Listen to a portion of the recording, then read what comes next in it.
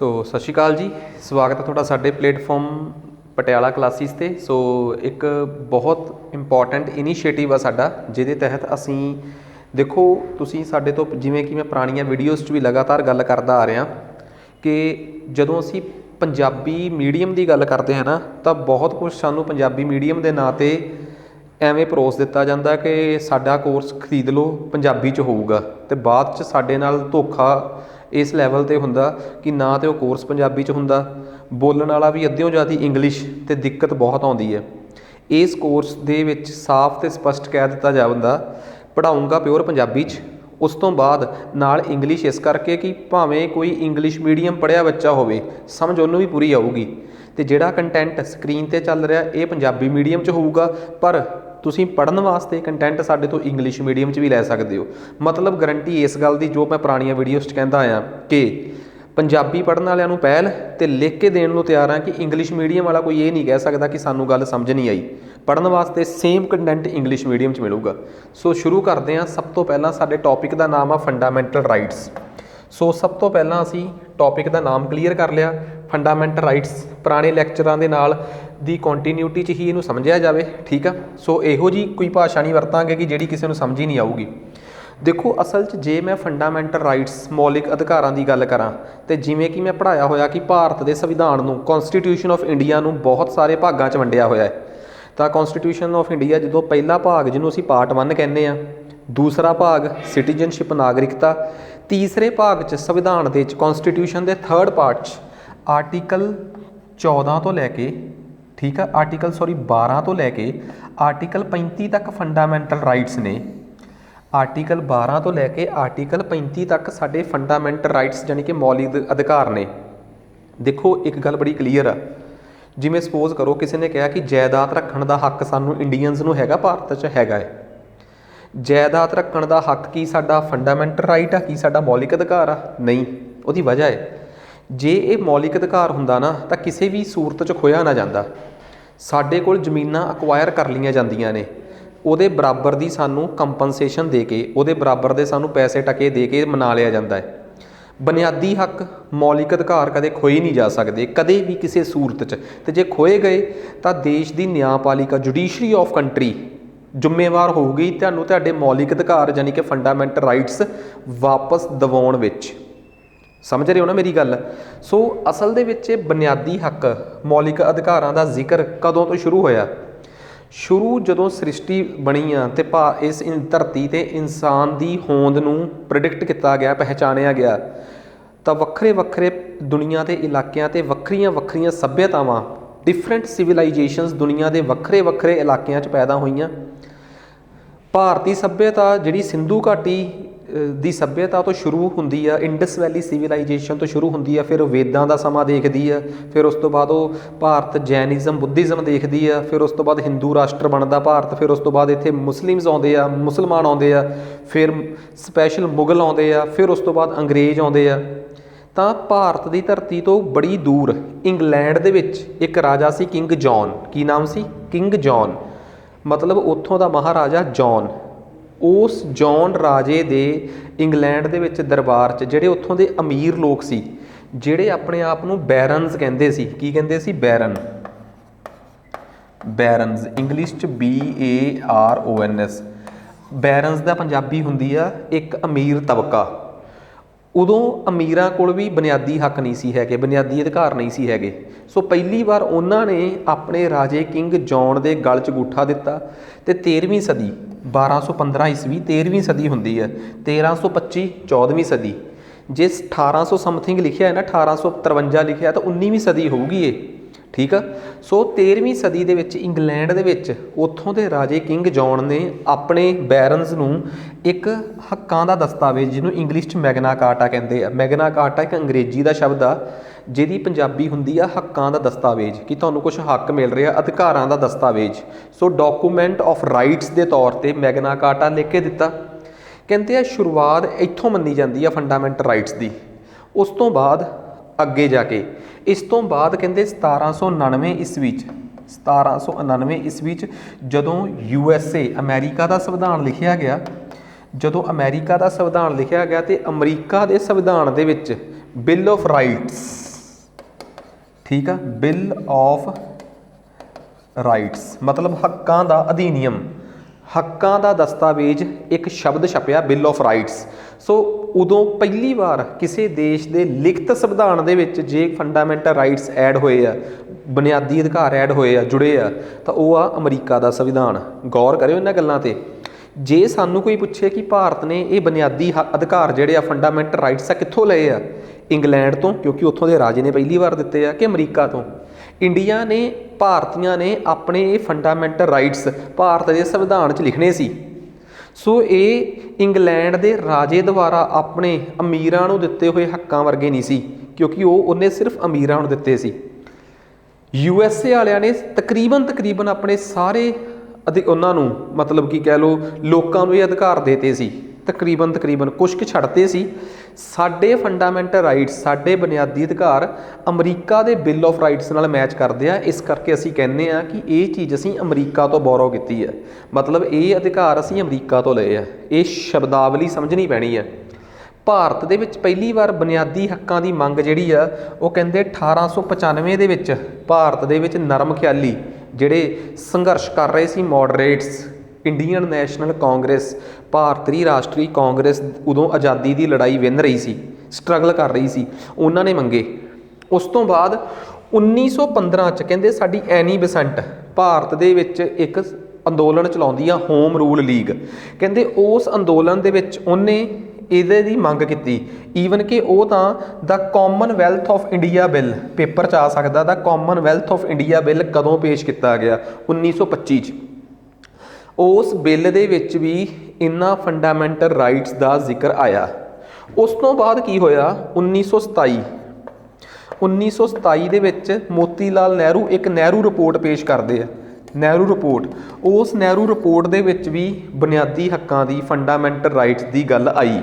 ਤੁਸੀਂ ਕਹੋਗੇ ਕਈ ਚੀਜ਼ਾਂ ਨਹੀਂ ਬਈ, ਜਿਹੜੀਆਂ ਚੀਜ਼ਾਂ ਨਹੀਂ ਲਿਖੀਆਂ ਤੁਹਾਨੂੰ ਤਾਂ ਹੀ ਤਾਂ ਕਿਹਾ ਤੁਹਾਡੇ ਹੱਥਾਂ 'ਚ ਜਦੋਂ ਇਹ ਕਿਤਾਬ ਹੋਊਗੀ ਉਹਦੇ ਉੱਪਰ ਐਡ ਕਰਦੇ ਰਹੋ ਸਾਈਡ ਤੇ। ਇਹੀ ਚੀਜ਼ਾਂ ਹੁੰਦੀਆਂ ਹੈ।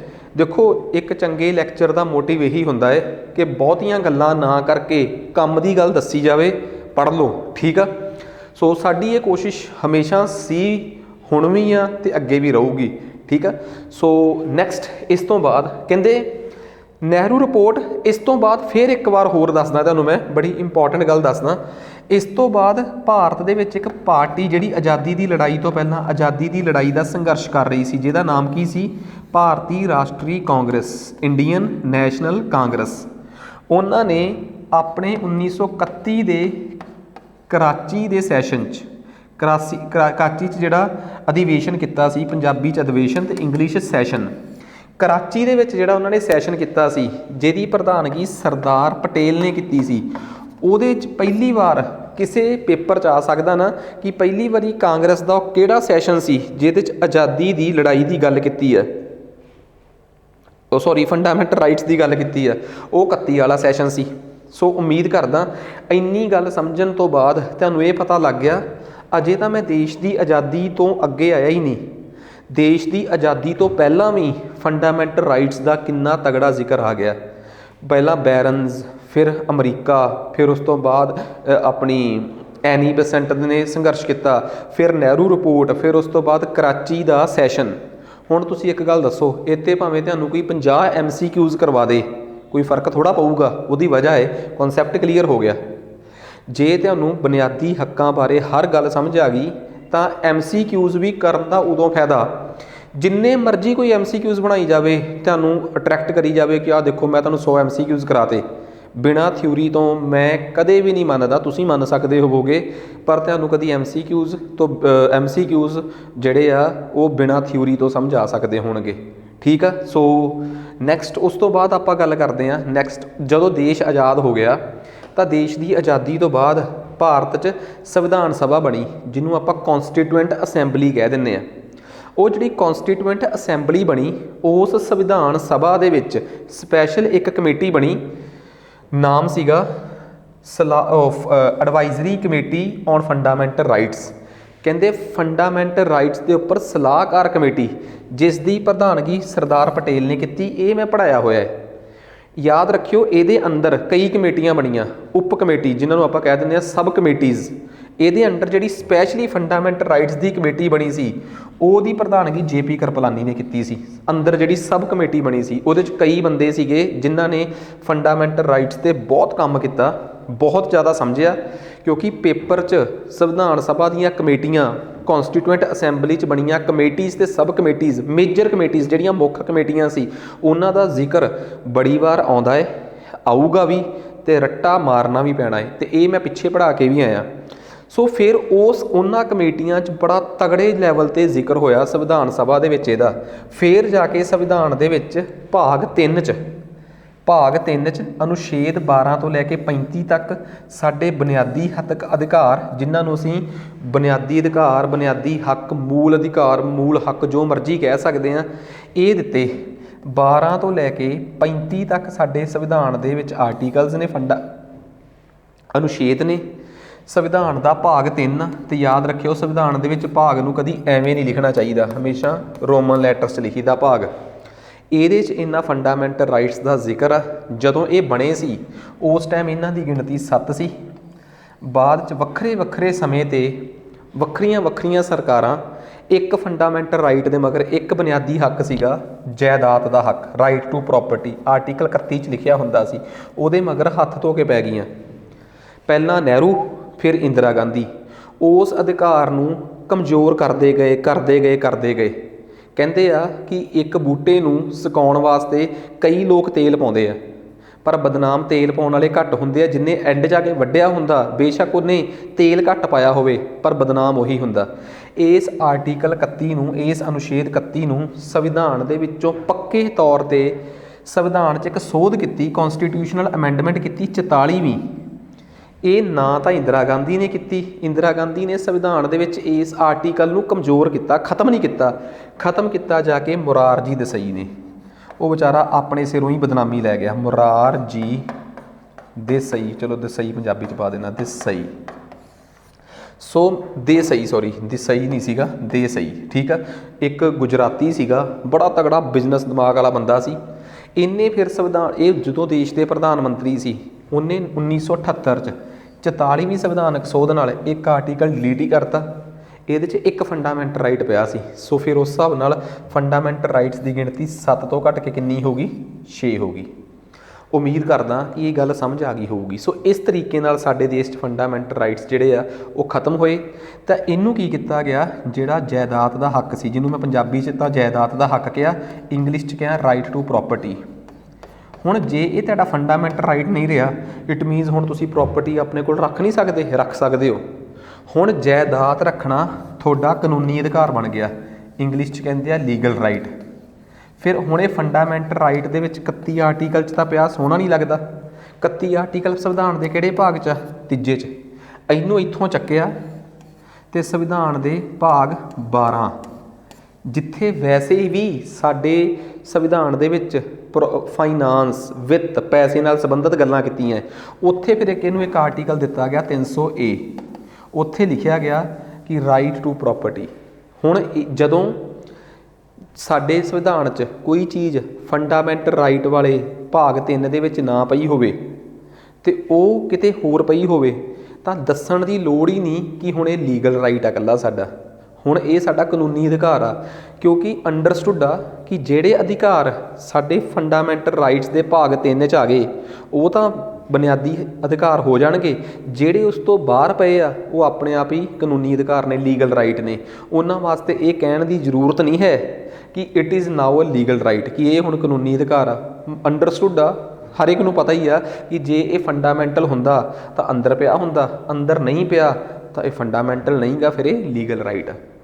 ਉਮੀਦ ਕਰਦਾ ਕਿ ਆ ਜਿਹੜੀ ਮੈਂ ਗੱਲ ਸਮਝਾਈ ਆ, ਇਹ ਤੁਹਾਨੂੰ ਚੰਗੀ ਤਰ੍ਹਾਂ ਸਮਝ ਆਈ ਹੋਊਗੀ। Most important.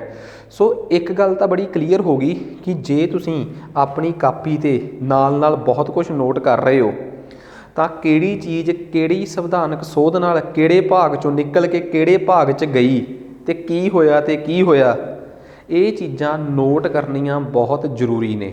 Most important concept ਸੀਗਾ ਇਹ, ਜਿਹੜਾ ਕਿ ਤੁਹਾਨੂੰ ਪਤਾ ਹੋਣਾ ਚਾਹੀਦਾ। ਠੀਕ ਆ। ਨੈਕਸਟ ਉਸ ਤੋਂ ਬਾਅਦ ਅੱਗੇ ਆ ਜਾਓ, ਅਗਲੀ ਚੀਜ਼। ਸੋ ਇਹ ਜਦੋਂ ਵੀ ਆਪਾਂ ਇਸ ਲੈਵਲ ਦੀ ਤਿਆਰੀ ਕਰਦੇ ਆ ਨਾ ਤਾਂ ਸਾਨੂੰ ਦੇਖੋ ਇਸ ਪੱਧਰ ਦੀ ਤਿਆਰੀ ਕਰਕੇ ਤੁਸੀਂ ਪੰਜਾਬ 'ਚ ਜਿੰਨੇ ਵੀ ਵਨ ਲਾਈਨਰ ਪੇਪਰ ਨੇ ਜਿਨ੍ਹਾਂ 'ਚ ਸਿੱਧੇ ਸਿੱਧੇ ਸਵਾਲ ਆਉਂਦੇ ਆ, ਚਾਹੇ ਤੁਹਾਡੇ ਪੰਜਾਬ ਪੁਲਿਸ ਨਾਲ ਸੰਬੰਧਿਤ ਕੋਈ ਪ੍ਰਮੋਸ਼ਨ ਦਾ ਪੇਪਰ ਹੋਵੇ, ਤੁਹਾਡਾ PSSB ਦਾ ਪੇਪਰ ਹੋਵੇ, ਪੁਲਿਸ ਦਾ ਕਾਂਸਟੇਬਲ ਦਾ, ਸਬ ਇੰਸਪੈਕਟਰ ਦਾ, ਤੁਹਾਡੇ ਵਾਸਤੇ ਮੋਰ ਦੈਨ ਇਨਫ ਹੋਊਗਾ। ਇਸ ਤੋਂ ਅੱਗੇ ਫਿਰ ਇੱਕ ਡਿਟੇਲਡ ਸਟੱਡੀ ਹੁੰਦੀ ਆ, ਉਹ ਹਮੇਸ਼ਾ ਟਾਈਮ ਵੀ ਮੰਗਦੀ ਆ ਅਤੇ ਡਿਟੇਲ ਵੀ ਮੰਗਦੀ ਆ, ਠੀਕ ਆ। ਤਾਂ ਉਹਦੇ ਵਾਸਤੇ ਸਾਡੇ ਵੱਖਰੇ ਵੱਖਰੇ ਕੋਰਸਿਸ ਨੇ ਜਿਹਦੇ ਲਈ ਤੁਸੀਂ ਇਸ ਨੰਬਰ 'ਤੇ ਵੀ ਸੰਪਰਕ ਕਰ ਸਕਦੇ ਹੋ। ਖੈਰ ਅੱਗੇ ਆ ਜਾਓ। ਸ਼ੰਕਰੀ ਪ੍ਰਸ਼ਾਦ ਵਰਸਸ ਬਿਹਾਰ ਰਾਜ। ਹੁਣ ਕੀ ਆ ਗਿਆ, ਹੁਣ ਮੈਂ ਇੱਥੇ ਦੱਸਣਾ ਚਾਹੁੰਦਾ ਕਿ ਸਾਡੇ ਜਿਹੜੇ ਮੂਲ ਅਧਿਕਾਰ ਨੇ ਜਾਂ ਬੁਨਿਆਦੀ ਹੱਕ ਨੇ, ਫੰਡਾਮੈਂਟਲ ਰਾਈਟਸ ਨੇ, ਇਹਨਾਂ ਨੂੰ ਲੈ ਕੇ ਭਾਰਤ ਦੇ ਵਿੱਚ ਕਦੀ ਸੁਪਰੀਮ ਕੋਰਟ, ਸਰਵਉੱਚ ਅਦਾਲਤ ਦਾ ਮਤਲਬ ਹੁੰਦਾ ਹੈ ਸੁਪਰੀਮ ਕੋਰਟ, ਠੀਕ ਆ, ਅਪੈਕਸ ਕੋਰਟ ਆਫ ਇੰਡੀਆ, ਇਹਦੇ 'ਚ ਕਦੀ ਕੋਈ ਰੌਲਾ ਜਾਂ ਕੇਸ ਗਿਆ ਹੈ ਤਾਂ ਮੈਂ ਕਹੂੰਗਾ 3 ਕੇਸ ਗਏ ਆ। ਆ ਜਾਓ, ਬਹੁਤ ਇੰਪੋਰਟੈਂਟ ਗੱਲ ਦੱਸ ਰਿਹਾ ਤੁਹਾਨੂੰ ਮੈਂ। 3 ਕੇਸ ਸੰਵਿਧਾਨ ਦੇ ਵਿੱਚ ਗਏ ਆ ਸੁਪਰੀਮ ਕੋਰਟ 'ਚ। 3 ਕੇਸਾਂ ਦਾ ਜ਼ਿਕਰ ਕਰਨ ਲੱਗਾ ਮੈਂ। ਇੱਕ ਦਾ ਨਾਮ ਆ ਸ਼ੰਕਰੀ ਪ੍ਰਸ਼ਾਦ,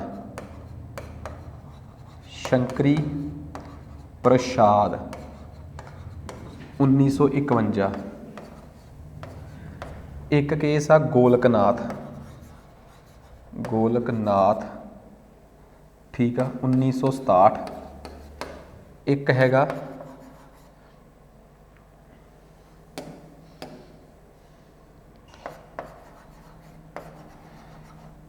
ਕੇਸ਼ਵ ਨੰਦ ਕੇਸ 1973। ਇੱਕ ਹੈਗਾ Minerva mill, Minerva mill 1900 I think 77 ਜਾਂ 78 ਜਾਂ 77 ਆ, ਕਨਫਰਮ ਕਰ ਲਿਓ। ਕਹਿੰਦੇ ਸਾਡੇ ਸੰਵਿਧਾਨ ਦੇ ਵਿੱਚ ਨਾ ਇੱਕ ਬੜੀ ਵੱਡੀ ਦੁਵਿਧਾ ਹੈ, ਉਹ ਮੈਂ ਕਲੀਅਰ ਕਰਦਾ ਤੁਹਾਨੂੰ।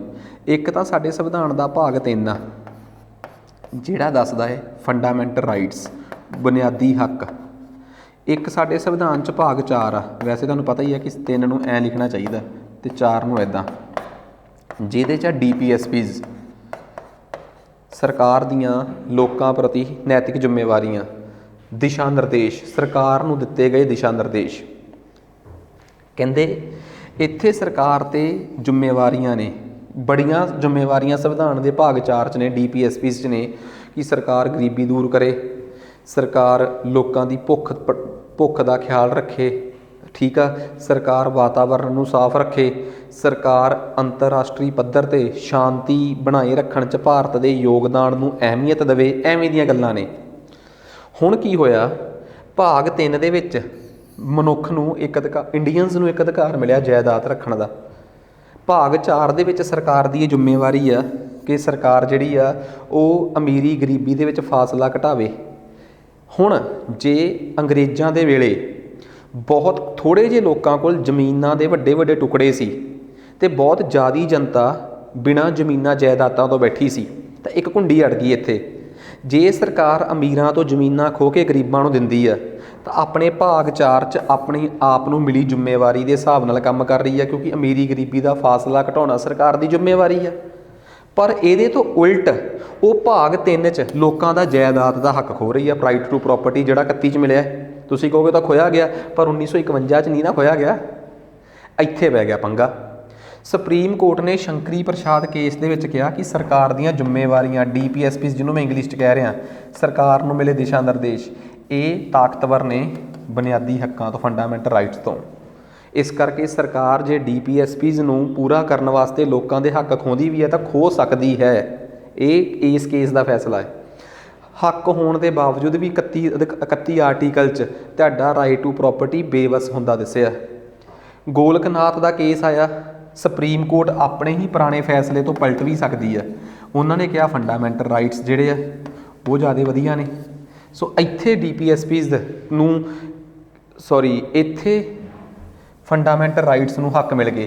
ਕਹਿੰਦੇ ਆਰਟੀਕਲ 31 ਦੇ ਤਹਿਤ ਇੱਕ ਮਨੁੱਖ ਦੀ, ਇੱਕ ਇਨਸਾਨ ਦੀ ਜਾਇਦਾਦ ਦਾ ਅਧਿਕਾਰ ਪਹਿਲਾਂ ਆਉਂਦਾ ਹੈ, ਕਿਉਂਕਿ ਸਰਕਾਰ ਦੀਆਂ ਜ਼ਿੰਮੇਵਾਰੀਆਂ ਉਦੋਂ ਸ਼ੁਰੂ ਹੁੰਦੀਆਂ ਜਦੋਂ ਬੰਦੇ ਦੇ ਹੱਕ ਪੂਰੇ ਹੋ ਜਾਣ। ਤੁਸੀਂ ਹੱਕ ਖੋਹ ਕੇ ਆਪਣੀਆਂ ਜ਼ਿੰਮੇਵਾਰੀਆਂ ਪੂਰੀਆਂ ਕਰੋਗੇ ਤਾਂ ਇਹਦੇ ਬੰਦੇ ਦੀ ਜਿਹੜੀ ਪ੍ਰੋਪਰਟੀ ਖੋਈ ਸੀਗੀ ਉਹ ਵਾਪਸ ਕਰਨੀ ਪਈ ਸਰਕਾਰ ਨੂੰ। ਫਿਰ ਕੇਸ਼ਵ ਨੰਦ ਭਾਰਤੀ ਦਾ ਕੇਸ ਸੀ। ਇਹਦੇ 'ਚ 11 ਜੱਜਾਂ ਦਾ ਫੈਸਲਾ ਸੀ, ਇਹਦੇ 'ਚ 13 ਜੱਜਾਂ ਦਾ ਫੈਸਲਾ ਆ ਗਿਆ। ਕੇਸ਼ਵ ਨੰਦ ਕੇਸ 'ਚ ਸੁਪਰੀਮ ਕੋਰਟ ਨੇ ਇੱਕ ਨਵਾਂ ਹੀ ਸ਼ਗੂਫਾ ਛੱਡਤਾ। ਬੜਾ ਤਗੜਾ ਟੈਲੈਂਟ ਸੀਗਾ ਸੁਪਰੀਮ ਕੋਰਟ 'ਚ, ਕੁਛ ਵੀ ਕਰ ਸਕਦੀ ਹੈ ਸੁਪਰੀਮ ਕੋਰਟ। ਸੁਪਰੀਮ ਕੋਰਟ ਨੇ ਕਿਹਾ ਕਿ ਫੰਡਾਮੈਂਟਲ ਰਾਈਟਸ ਜਿਹੜੇ ਆ, ਦੂਜੇ ਪਾਸੇ ਨੇ ਤੁਹਾਡੀਆਂ ਨੈਤਿਕ ਜ਼ਿੰਮੇਵਾਰੀਆਂ ਸਰਕਾਰ ਦੀਆਂ, ਇਹਨਾਂ ਦੋਵਾਂ ਦੇ ਵਿੱਚ ਇੱਕ ਬੜਾ ਵੱਡਾ ਸੰਬੰਧ ਆ। ਫੰਡਾਮੈਂਟਲ ਰਾਈਟਸ ਜਿਹੜੇ ਆ ਨਾ ਉਹ ਸੰਵਿਧਾਨ ਦੇ ਵਿੱਚ ਹੈਗੇ ਤੇ ਹੈ ਆ, ਪਰ ਸਰਕਾਰ ਚਾਹੇ ਤਾਂ ਕਿਸੇ ਵੀ ਫੰਡਾਮੈਂਟਲ ਰਾਈਟ ਨੂੰ ਜੇ ਖੋਣਾ ਚਾਹੁੰਦੀ ਆ ਤਾਂ ਕਿਸੇ ਵੀ ਬੁਨਿਆਦੀ ਅਧਿਕਾਰ ਨੂੰ ਖੋਹ ਸਕਦੀ ਆ। ਬੜੀ ਗੌਰ ਨਾਲ ਸੁਣਿਓ ਕੇਸ਼ਵ ਨੰਦਾ ਭਾਰਤੀ ਕੇਸ 'ਚ, ਜੇ ਉਹ ਕਿਸੇ ਬੁਨਿਆਦੀ ਹੱਕ ਨੂੰ ਖੋਣਾ ਚਾਹੇ ਤਾਂ ਖੋਹ ਸਕਦੀ ਆ। ਠੀਕ ਆ, ਕੇਸ਼ਵ ਨੰਦਾ ਭਾਰਤੀ ਕੇਸ ਦੀ ਜਿਹੜੀ ਜ਼ਮੀਨ ਸੀ ਉਹ ਅਟੈਚ ਹੋਈ ਸੀ, ਸਰਕਾਰ ਨੇ ਐਕਵਾਇਰ ਕਰੀ ਹੋਈ ਸੀ। ਇਹ ਫੈਸਲਾ ਉਹਨਾਂ ਦੇ ਵਿਚਾਰਿਆਂ ਦੇ ਉਲਟ ਭੁਗਤ ਗਿਆ, ਪਰ ਲੋਕ ਇਸ ਕੇਸ ਨੂੰ ਸਰਕਾਰ ਦੀ ਹਾਰ ਕਿਉਂ ਮੰਨਦੇ ਆ, ਇਹ ਵੀ ਤਾਂ ਗੱਲ ਦੱਸਣ ਵਾਲੀ ਆ। ਕੋਰਟ ਨੇ ਕਿਹਾ ਕਿ ਜਾਇਦਾਦ ਦਾ ਹੱਕ ਸੰਵਿਧਾਨ ਦੇ ਵਿੱਚ ਖੋਇਆ ਜਾ ਸਕਦਾ ਹੈ। ਹੈਰਾਨੀ ਦੀ ਗੱਲ ਆ ਕਿ ਦੇਸ਼ ਦੀ ਨਿਆਂਪਾਲਿਕਾ ਸੁਪਰੀਮ ਕੋਰਟ ਕਹਿ ਰਹੀ ਆ ਕਿ ਫੰਡਾਮੈਂਟਲ ਰਾਈਟਸ ਖੋਏ ਜਾ ਸਕਦੇ, ਕਿੱਡੀ ਮਾੜੀ ਗੱਲ ਆ। ਸੁਪਰੀਮ ਕੋਰਟ ਨੇ ਅੱਗੇ ਇੱਕ ਗੱਲ ਕਹੀ ਜਿਹੜੀ ਬੜੀ ਇਤਿਹਾਸਕ ਸਾਬਤ ਹੋਈ ਕਿ ਕੋਈ ਵੀ ਫੰਡਾਮੈਂਟਲ ਰਾਈਟ ਖੋਲੋ, ਪਰ ਐਵੇਂ ਦਾ ਕੋਈ ਫੰਡਾਮੈਂਟਲ ਰਾਈਟ ਨਾ ਖੋਇਓ ਕਿਸੇ ਬੰਦੇ ਦਾ ਜਿਹੜਾ ਸੰਵਿਧਾਨ ਦੇ ਮੂਲ ਢਾਂਚੇ ਨੂੰ, ਇੰਗਲਿਸ਼ 'ਚ ਕਹਿੰਦੇ ਆ ਬੇਸਿਕ ਸਟਰਕਚਰ ਨੂੰ ਖਰਾਬ ਕਰੇ। ਵੈਰੀ ਇੰਪੋਰਟੈਂਟ, ਤੁਸੀਂ ਹੈਰਾਨ ਹੋ ਜਾਓਗੇ ਕਿ ਸੰਵਿਧਾਨ ਦਾ ਬੇਸਿਕ ਸਟਰਕਚਰ ਸੁਪਰੀਮ ਕੋਰਟ ਨੇ ਕਿਹਨੂੰ ਕਹਿਤਾ, ਕਿਹੜੀ ਚੀਜ਼ ਆ ਮੂਲ ਢਾਂਚਾ। ਜਾਇਦਾਦ ਦੇ ਹੱਕ ਨੂੰ ਉਹ ਕਹਿ ਰਹੇ ਮੂਲ ਢਾਂਚਾ ਨਹੀਂ ਗਾ, ਬੇਸਿਕ ਸਟਰਕਚਰ ਨਹੀਂ ਗਾ। ਸੁਪਰੀਮ ਕੋਰਟ ਨੂੰ ਸਰਕਾਰ ਨੇ ਕਿਹਾ ਕਿ ਦੱਸੋ ਤਾਂ ਸਹੀ ਕਿ ਬੇਸਿਕ ਸਟਰਕਚਰ ਮੂਲ ਢਾਂਚਾ ਹੈ ਕੀ ਆ।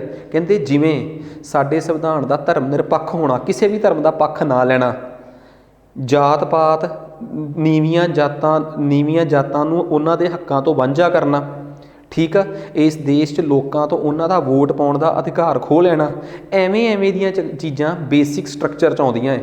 ਜਾਇਦਾਦ ਤਾਂ ਮਨੁੱਖ ਇਸ ਤੋਂ ਬਿਨਾਂ ਔਖੇ ਸੌਖੇ ਸਾਰ ਸਕਦਾ ਹੈ, ਇਹ ਬੇਸਿਕ ਸਟਰਕਚਰ 'ਚ ਨਹੀਂ ਆਉਂਦਾ, ਇਹ ਮੂਲ ਢਾਂਚੇ 'ਚ ਨਹੀਂ ਆਉਂਦਾ। ਜੇ ਖੋਣਾ ਖੋਲੋ।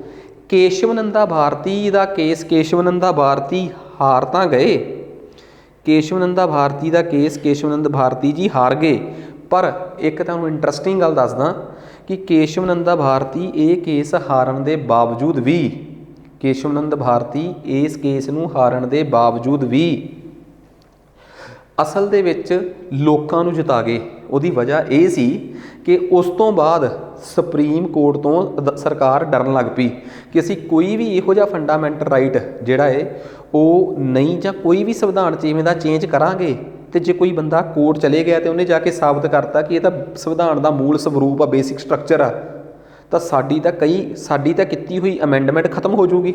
ਸੋ ਇਹ ਬੜੀ ਇੰਪੋਰਟੈਂਟ ਗੱਲ ਸੀ ਕੇਸ਼ਵ ਨੰਦਾ ਭਾਰਤੀ ਕੇਸ ਦੀ।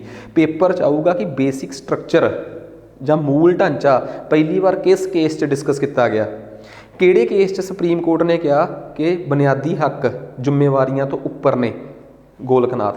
ਕਿਹੜੇ ਕੇਸ 'ਚ ਕਿਹਾ ਕਿ DPSP ਸਰਕਾਰ ਦੀਆਂ ਜ਼ਿੰਮੇਵਾਰੀਆਂ ਲੋਕਾਂ ਨੂੰ ਮਿਲੇ ਹੱਕਾਂ ਤੋਂ ਉੱਪਰ ਨੇ, ਸ਼ੰਕਰੀ ਪ੍ਰਸਾਦ ਕੇਸ। ਕਿਹੜੇ ਕੇਸ 'ਚ ਸਰਕਾਰ ਨੇ 77 'ਚ ਇੱਕ ਹੋਰ ਫੈਸਲਾ ਹੋਇਆ, 77 ਤੋਂ ਪਹਿਲਾਂ, ਸੋਰੀ 78 ਦਾ ਫੈਸਲਾ ਆਈ ਥਿੰਕ, 77 ਦੇ ਵਿੱਚ ਜਦੋਂ ਸਰਕਾਰ ਨੂੰ ਕੇਸ਼ਵ ਨੰਦਾ ਭਾਰਤੀ ਕੇਸ 'ਚ ਆਈਡੀਆ ਹੋ ਗਿਆ ਕਿ ਫੰਡਾਮੈਂਟਲ ਰਾਈਟ ਦੇ ਵਿੱਚ ਜਿਹੜਾ ਰਾਈਟ ਟੂ ਪ੍ਰੋਪਰਟੀ ਹੈ, ਜਾਇਦਾਦ ਦਾ ਹੱਕ ਆ, ਉਹ ਕੋਈ ਬਾਹਲਾ ਇੰਪੋਰਟੈਂਟ ਫੰਡਾਮੈਂਟਲ ਰਾਈਟ ਨਹੀਂ ਗਾ, ਜੇ ਡਿਲੀਟ ਹੀ ਕਰ ਦਈਏ। ਫਿਰ ਇਸੇ ਵਿੱਚ ਹੀ 44ਵੀਂ ਅਮੈਂਡਮੈਂਟ ਨਾਲ 1977 ਕੇ 78 ਦੇ ਵਿੱਚ 44ਵੀਂ ਅਮੈਂਡਮੈਂਟ ਨਾਲ ਰਾਈਟ ਟੂ ਪ੍ਰੋਪਰਟੀ ਨੂੰ ਡਿਲੀਟ ਹੀ ਕਰਵਾਤਾ ਮੁਰਾਰਜੀ ਦੇਸਾਈ ਨੇ, ਕਿਉਂਕਿ ਹੁਣ ਉਹਨਾਂ ਨੂੰ ਕੇਸ਼ਵ ਨੰਦਾ ਭਾਰਤੀ ਦੇ ਕੇਸ ਤੋਂ ਪਹਿਲਾਂ ਸਰਕਾਰ ਨੂੰ ਇਹ ਕਲੀਅਰ ਕਰ ਦਿੱਤਾ ਕੋਰਟ ਨੇ ਕਿ ਤੁਸੀਂ ਇਹਨੂੰ ਡਿਲੀਟ ਕਰ ਸਕਦੇ ਹੋ ਜੇ ਕਰਨਾ ਚਾਹੁੰਦੇ ਹੋ ਤਾਂ। ਉਮੀਦ ਕਰਦਾ ਕਿ ਇਹ ਗੱਲ ਚੰਗੀ ਤਰ੍ਹਾਂ ਸਮਝ ਆ ਗਈ ਹੋਊਗੀ। ਠੀਕ ਹੈ, ਸੋ ਇਹ ਚੀਜ਼ ਬਹੁਤ ਇੰਪੋਰਟੈਂਟ ਸੀ। ਉਸ ਤੋਂ ਬਾਅਦ ਸੁਪਰੀਮ ਕੋਰਟ ਨੇ ਮਨਰਵਾ ਮਿਲ ਕੇਸ, ਇਹ ਹੋਇਆ ਸੀ 1978 'ਚ। ਇਹਦੇ 'ਚ ਬੜੀ ਸੋਹਣੀ ਗੱਲ ਕਹੀ, ਕਹਿੰਦੇ ਫੰਡਾਮੈਂਟਲ ਰਾਈਟ ਬੁਨਿਆਦੀ ਹੱਕ ਤੇ ਸਰਕਾਰ ਦੀਆਂ ਨੈਤਿਕ ਜ਼ਿੰਮੇਵਾਰੀਆਂ, ਇਹ ਇੱਕ ਰੱਥ ਦੇ ਦੋ ਪਹੀਏ ਨੇ, ਜੇ ਇੱਕ ਵੀ ਪਹੀਆ ਟੁੱਟ ਗਿਆ ਤਾਂ ਦੇਸ਼ ਨਹੀਂ ਚੱਲ ਸਕਦਾ।